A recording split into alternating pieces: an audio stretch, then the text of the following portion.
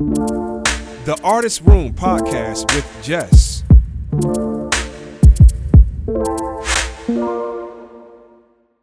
Hi, everyone. It's Jess, the host for the Artist Room Podcast.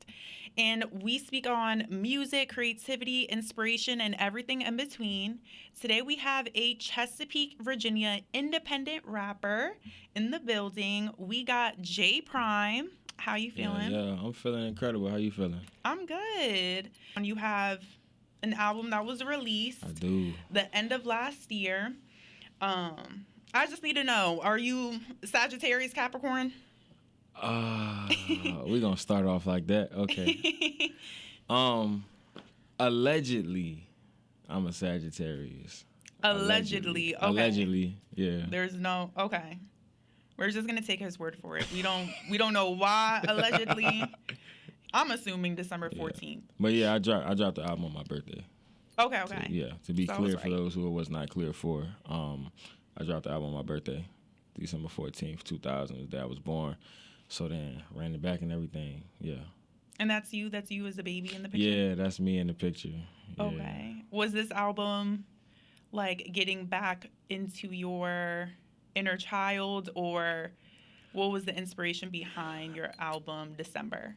Nah, it's really more so. It's funny, like actually my last album was probably the one that was, well, not probably, that album was more of like a love letter to my teenage self. Like that album was the music that I wanted to make when I was younger that I just couldn't quite make yet. Like I knew what I wanted to do, but I just wasn't really the artist and the person yet to make that vision really happen. Mm-hmm. December was more so like, you know, my grown man music in a way. And so kind of, I felt like it was not like, it's not a biography of my life at all, but I just felt like the album in itself was a representation of me and how I've gotten to who I am today in a way. And so then I kind of just, I didn't know what I wanted the artwork to be at all. This before I even really had a name. It wasn't called December at first. And I just, because I hear music in colors, there's a word for this that starts with an S. I forget what it's called. But so I kind of, when I'm thinking of the artwork, I'm like, okay, I see these kind of tones and all of that, like browns and burgundies and maybe something like that. And so then I just happened to be going through my camera roll and I found that picture and I'm like, oh, cool, that's the cover. Because I always wanted to do the whole, like every rapper does a baby picture album cover at some point, but I never did it. I was like, I ain't gonna force it. And I was like, oh, all right, well, I guess this time. It just worked out. Right, yeah. So then I did it. And originally, actually, the album was supposed to be, like a side A and a side B, which is still kind of prevalent in the way it transitions in like the second half of the album. But I kind of did away with that idea mostly just because that's really hard to accomplish on streaming services to actually release it like that. So yeah, put it together and I don't even know how I don't remember how I got the title December. It just came to you just randomly. What was it supposed to be before? The title? For a long time I didn't really have a name. And then I played with a couple that just, they weren't really, I don't want to say one of them because I might use the name down the line. Oh, wow. But yeah, it's one of those titles that like just sounds cool. So I was like, I'm going to name it this. But I was like, yeah, it don't make sense though. So I'm not going to force it. But yeah. Which song is your favorite from the album? I probably got to, It's so hard because I love every song on here. Like more than any other album I made. But probably Pride, which is the intro. Yeah, probably Pride. But I also really like Legendary, which when it was a side A and side B, Legendary, which is kind of like midway through the album, that was the side B intro. It was supposed to kind of be like that where you have like these certain types of vibes on this, you know. So that's why Legendary it ended up just being the perfect transition type of song. But honestly, probably one of those two. And I probably have to lean with Legendary, actually. Legendary? Yeah. Okay, why Legendary over Pride? For one, so when I did Legendary, right, I made the song, and I had already recorded the song, right? I hadn't like gotten any rights to the beat or whatever. So I went to go try to get the beat and everything, but it was already sold. And I'm like, oh man, like okay. So then I had to hit up the producer, and I was like, yo, I pretty much just need you to make that beat again. Like, you know, don't make the same beat, but make the same beat. I was like I want to be able to, I want to be able to get this to my engineer, and we swap it out, and I don't have to change nothing with the song. Same key, same tempo, all of that. And so then he made the new beat, and it was better than the first one. And I'm like, oh. Would you look at that? I'm like, oh, this is perfect. Like, and especially because with the first one, we had kind of chopped certain parts of it and manipulated it. So then when he heard the song, he just kind of made it to exactly what we needed to be. So that, and also I just love how that song sounds. Okay. I love the way it's mixed. Like, that's probably the best mixed song on the album, in my opinion. I would say, like, from that album, my favorite would be Imperfect. And it's just because I'm a girl. I just love songs like that. I would hope that that's your favorite. Yeah. Yeah. So that one's definitely for the girlies. Being that some of your beats you get from other producers, do you produce your own beats? I do. So at this point, rarely. I used to. There was a point in time when like I made 80% of the beats that I rapped or sang.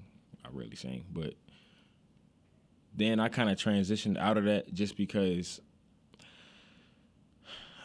I was growing as a vocal artist at a faster pace than I was growing as a producer, and I think I just wanted to expand my sound more than what I was making at the time from a production standpoint, honestly. So I started going with other producers, and then that just was what I was mostly doing. You know, every now and then I still will put out songs on my own beats, but like on December, I didn't make any of those. I don't think I made any on the album before that. So 2 albums. So like 2021 was probably the last time I put out an album with my own beats on it. There's been like little loosey songs here and there, but that was the last time I released an album that had my own beats on it. So for starters, I do appreciate you being real and sharing, you know, some experiences, but some things that stuck out to me, and I'm like, dang, you know, is navigating like violence. So I'm like bringing up the part in one of your songs. I'm trying to remember which song it was, but I wrote down the lyric. It was sex, money, violence. We live a life of sin. I was in high school with the knife inside my Timbs. So it's like, dang. Yeah, that was Down for Mine. That's what song that is. Yeah. I mean, so I definitely, like, I would never lie to nobody. I was not the toughest one in the room at any point.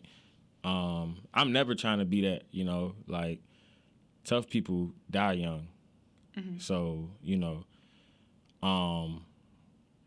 but yeah, I mean, you grow up around certain people, you find yourself in certain situations, and sometimes it's even just a thing of like, I had 2 parents. I have good parents, but when you leave home, like, that don't matter no more in a way, you know? Especially when you in certain places, when you make certain friends, and like a lot of times, and what I would say has been the case in my life, like sometimes trouble just come to you, and you can't control that. You know, everybody thinks that you can just avoid trouble, and like you can't. That's not reality. You know, like things come to you. I'm grateful, you know, and I'm fortunate that at this point in my life, you know, I don't have any of that type of trouble. But yeah, that's just reality. And I also think it comes from a place of like, you know, when we, especially like as teenage boys, like we really just scared. Even a lot of the stuff that we do, maybe the violence that we engage in, like a lot of it comes from a place of fear. A lot of stuff we just doing because we don't want nothing done to us, or we want to make sure that people feel like, oh, let's avoid doing something to him and all of that. You know, like a lot of times it's not just coming from a place of like, oh, he just so tough, he's so gangster. Like really, a lot of it just comes from a place of fear. You know, so it's just survival. Okay, so being that trouble has come to you, and this is after living with your parents and like you being on your own type, it's like just coming across those type of things based upon the environment, the people you were around. I mean, yeah, like, and it doesn't even always have to be that you're in the worst of the worst environments or what people think the worst environments are. So like the school I went to a really diverse high school. When I say diverse, I just mean not only like in race, but like, economic background, all type of stuff. Yeah. So like, which in a way is why I feel like I went to like the best. I went to Indian River. I really feel like that's the best school you can go to in the city, just because like you're gonna be around every type of person that's gonna prepare you for life. Now with that, whatever you want to be, whatever road you want to go down, like it's available. So, if you want to go to college, you can go here, get prepared to go to college. You want to go play sports, you want to go, be a criminal, like it's access to that in here too, all of that. And really like a lot of stuff we just doing because we didn't know no better, like, or we thought that was a thing to do. Like if you put me in situations I've been in now, like I'm gonna make completely different decisions, And a lot of times me and the people I was around have done things that were completely unnecessary, I mean, just being honest. Okay, so from that point to who you are now, what was it like if you could say it in like a sentence, what was it that you learned about being in that once upon a time and being where you're at now? I mean, I think what's always gotten me further is just that I've always just wanted more. Like, and what I mean by that is just like wanted more out of my life, wanted more for myself, wanted to do more, accomplish more, all of that. Like some people, it's just true. Some people really don't want better for themselves. Like, honestly, some people are like satisfied being in certain environments and situations and all of that. And we often have to like end relationships with people because of that, because you can't want more for a person than they want for themselves. I always want more, so I'm always looking for ways that I can, attain more, or become more. And I always start in the mirror with that, In some of your songs about relationships, I forget what the song was called, but you said, "I'm traumatized, I'm only scared of love." What's the hardest? Heartache? Yeah, heartache. Yeah, that one. What's the hardest part in letting someone in? Ooh, I mean, part of it is like, I would say you almost, in a way, you guaranteed to be hurt. And what I mean by that is like, nobody can love you without hurting you at some point, because we human. Like, that's reality. Now, the levels to which you will be hurt, and the outcome of that, it's millions of possibilities. But like, when you decide to love somebody and to commit to loving somebody, you also are like accepting the hurt. Like, it's gonna come in moments and situations and whatever, and you just hope that it's not too much. I don't, because you almost like, you get this person like a control over your life in a way, as to like, you can text me one thing at 7 a.m. and completely destroy my whole day. Like, that person has power over your emotions. Yeah, and 100%. Like, and you can try to, detach from it, all of that, but like, yeah. Like, for example, anybody in your phone right now, or especially somebody that you know on that type of level, if you text them and you say, "We need to talk," for the next 3 hours, anxiety through the roof. Right. 100%. Can't focus on nothing. It don't matter what you're doing. You're not gonna be driving good. You're not gonna have no appetite. Like, yes, you're like, what's wrong? Right. Everything Call is them right ruined. then and there. No, what do you need to talk about? Exactly. Talk about it now. Exactly.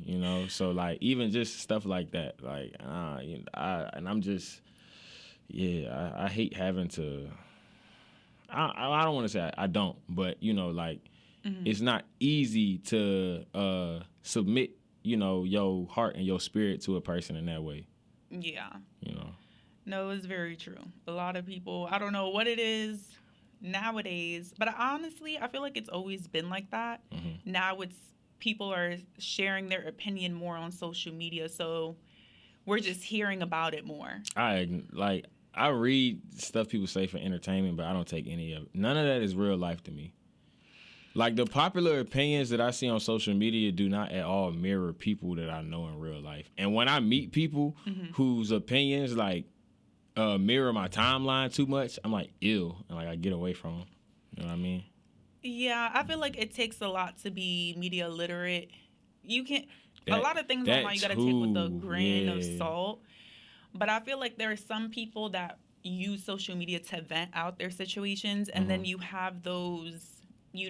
tailored videos down the algorithm just to sell you a lot of it is like pandering and intentionally trying to get people enraged and all of that just for engagement. Yes. I agree. I ignore. And then like you said, some of it is just people projecting their own, what's making them upset. And I know for a fact if I get on Facebook right now, I'm gonna see a girl I grew up with telling her and her baby daddy business. All of it. All of the worst of all of that. Yeah. And we only getting one side of it. Yeah, I feel like media literacy, I feel like you definitely catch on to wait, why am I listening to this? Where is this coming from? You got to ask more questions instead of just taking it for face value.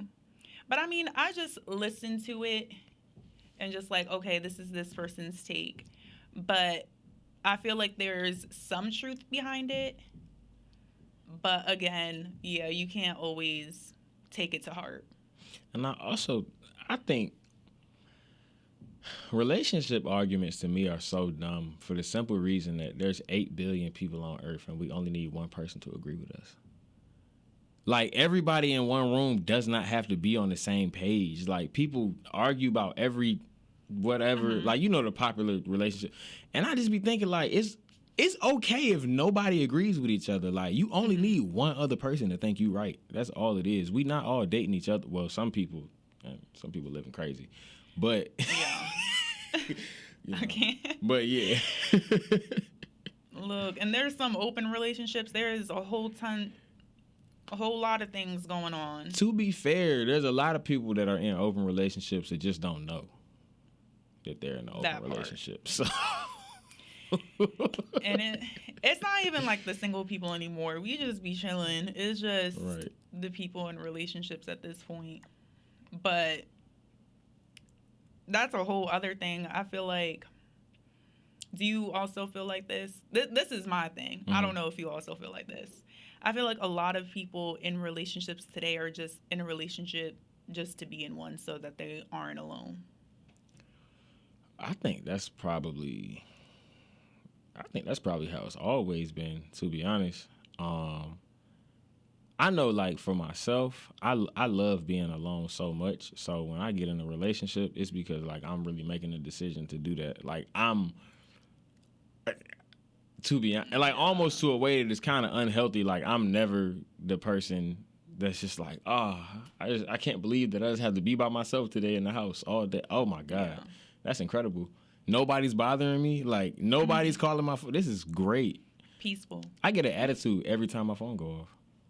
Really? Yeah, and it's stupid. That's the whole point of having it. But you gotta stay connected. Why? Because you're an artist. Well, depending on who's reaching out to you. I'm not gonna lie. That made me kind of check myself on it because so I I'm a D&D warrior. And I had to stop doing that because I was missing so much community. Because I also have my Instagram on quiet mode 12 hours a day. So, between that and D&D, it got to the point where I'm telling people, I'm like, listen, if you have my number, you just text. Because if you DM me, I'm not going to see it. Yeah. It's not going to get to me any type of way. So I had to kind of dial that back so that I would see more emails and DMs and stuff like that because I was missing important communications. Yeah. But just people I know, you ain't talking about nothing. I could definitely see, protecting your peace. I know some people got 2 different phones to kind of mitigate, like, important people will Yeah. definitely have this phone number, and people that have no business will be hitting me up, and that could be on D&D, and this phone can Right. come through. Or I think you can put certain people on mute, Mm-hmm. and then the people that you need to make sure you respond to. Mm-hmm. You know, you got a little Nobody ringtone for can them. get through my D&D but my parents. But I do have a friend that he just don't care. Like, he gonna do the double call every time. he double call every time. That's a real Like, thing. you gonna listen to me, like Making sure you good. And the funny part is I answer every time too. That is Every hilarious. time he call, I answer the phone. That's one of the day ones. Yeah. So if you were made into an action figure, what 2 accessories come with your action figure? I kind of have a cheat answer because the artwork from one of my songs is me as an action figure, and in the box. What you got in the box? So it was me with all these same chains on, and then it was a microphone and a pair of Air Force Ones. I've probably bought more Air Force Ones than any other article of clothing. So yeah, because you gotta get a Low new top, pair, high like- top, all white, all black, this color, that, like, yeah. Yeah, My I feel like first that job shoe's that never I gonna had go in out of high style. school, my first paycheck, I went straight to Greenbrier Mall and I bought a pair of the Foamposite Air Forces had came out that year, and nobody else at my school had them. Like, nobody. So soon as I got my paycheck from Taco Bell, I had a free 4th block. Me and my friends used to leave. Me and my teammates, we went straight to the mall. I went in there. They didn't have my size. So I was like, all right, let me go a half a size up. He ain't had that one either. I was like, let me go half a size down. He ain't had that one either. So I bought a size that's way too small for my feet. And every time I wear them to this day, I only can wear them for like a few hours before, like, it's really not fun no more. But I did not care. Wait, why didn't you go to a different mall? You couldn't. Yeah. You know, probably when couldn't. you 17 and you don't have a car, you don't even think that far. Like, I mean, you also don't want to run the risk of going to the store and it not having your yeah, size what if they and don't stuff. have them? Like I said, I went to. Are you from the area? Yes. Okay, so I went to Indian River. Greenbrier Mall is basically right down the road. So we would go over there every day. Ain't no other mall close for real, and we still got to come back for practice. So yeah, I don't. You know, now that I think about it, like, I didn't have to buy them that day. You know, when we're No one's ever brought that up. That's a good point. when you're younger, though, and I'm the same way. When I want something, I want it now. Yeah. Like, and I think that's probably what's going on. And I feel that I've definitely bought shoes that were a half a size smaller than me. It was a highly impulsive decision. Just to get them. Right. So, I mean, if you haven't and it worked out for you, then congrats. But No, I it's don't know, hilarious well, because, y'all like, also experienced the same thing. this is what 7 years later, and I'm just now realizing that, yeah, I simply didn't have to buy them. I probably could have ordered them online. I mean, But in we that live moment, in you're Milan. not, like, as a teenage, I was a teenage boy, so everything I'm doing is just out of impulse. Like, every choice I make for the next 24 hours every day is going to be wherever my impulses take me. So, like, Yeah. once I made up my mind, that's just what I was going to do. Yeah. You just got to get it done. Right. But back to what you do, you don't only just make music. I also saw that you had a role in Beer, Bears, and Broads. Yes. Beer, Beards, and Broads is a story about a man named Admiral Zumwalt. It's a true story. He was a revolutionary figure in the Navy who, you know, put in a lot of changes and reforms and all of that for the advancement of minorities and women and everything in the Navy. The name for the title, Beer, Beards, and Broads, is basically because he, and I may be saying this part wrong, he, like, put vending machines or something like that on the ship so people could get beer. He relaxed the dress codes and allowed people to grow their beards out, and he allowed women onto the ships and stuff like that. Because at that time, when women joined the Navy, they would only let them be in, like, clerical roles and stuff like that. Mm-hmm. So that's where the title Beer, Beards, and Bras comes from. Where can people watch the movie? The movie is on YouTube. So I've noticed that you have to go through the website most of the time to get to the correct link for the movie. It's on YouTube, but if you search it up, you're only going to get the trailer. So you have to go to beerbeardsandbras.com, go through the, scroll through there, go through the support part and all of that, and then there's going to be a link to the film. Okay. Yeah, it's a short film. It's a proof of concept film, I think is the term that they called it. Okay. But yeah, I've been acting for a long time. So almost as long as I've been doing music. So as far as acting goes, where else could we see you? Well, can I talk about that? I think so. You? I don't know if this is gonna drop before or after the cast gets announced, so I don't know if I can say. Okay, you don't have to. If it's we don't want to get you in trouble. Yeah. So I'm not sure, and I just got sent the contract, but I didn't sign it yet. So. Oh, okay. Yeah. You don't want to. However, I do theater, I do film, so there are multiple times every year that people can come see me perform on the stage or on the screen, if they would like. So yeah. But I'd rather err on the side of caution. I don't want to, The show is going to be in May. I can say that. I just don't know when they're going to make the announcement. So that's soon. That's next month. Yeah. Okay, cool. What else do you got going on for this year, 2026? Yeah, but the episode video will be dropping soon. There's also a deluxe of the album that's going to be coming that'll be exclusively on Untitled. Yes, and you'll most likely post it on your social media. Where can people 100%. follow you? I'm on Instagram, Twitter, and TikTok at @TheRealJPrime. Thank you again for coming out, and Thank you. Make sure y'all follow him, and don't forget to follow me. Where's Jess? WHERSJESS, and make sure you follow, subscribe, like, comment, all that to the Artist Room podcast, and let me know who you want to see featured next. And if you want to be featured, just hit me up in my DMs. Thank you guys for listening. Bye. Here we go.